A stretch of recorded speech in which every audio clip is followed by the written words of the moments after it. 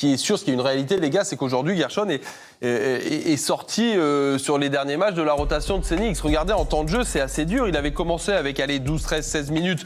Bon, c'était pas énorme, mais il prenait petit à petit sa place. Et là, depuis 2 matchs, il est clairement sorti du truc. Les 2 matchs face aux Bulls. Alors, est-ce qu'on doit déjà tirer une petite sonnette d'alarme, Chris, pour Gershon ?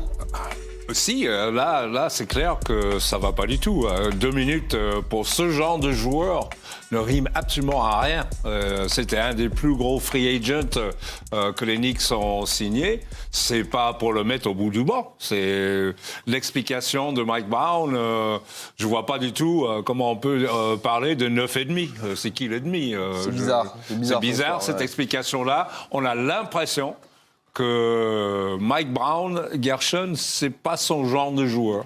Voilà, c'est tout ce que je peux retirer de ça. Fred, tu vois quoi, toi, là-dedans ? Je vois la même chose. On a l'impression que c'est pas son type de joueur. J'ai l'impression qu'il l'aime pas trop. J'ai l'impression qu'une saison, c'est quand même long et qu'il aura des opportunités. Il faudra les saisir absolument parce qu'apparemment, il n'a pas beaucoup le droit à l'erreur quand même, Gershon. Et ça, c'est surprenant quand tu penses effectivement que c'était un des free agents les plus en vue de ce marché de l'été.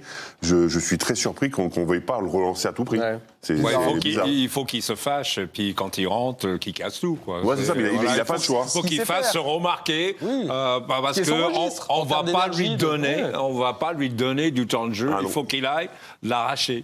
J'espère qu'il a compris.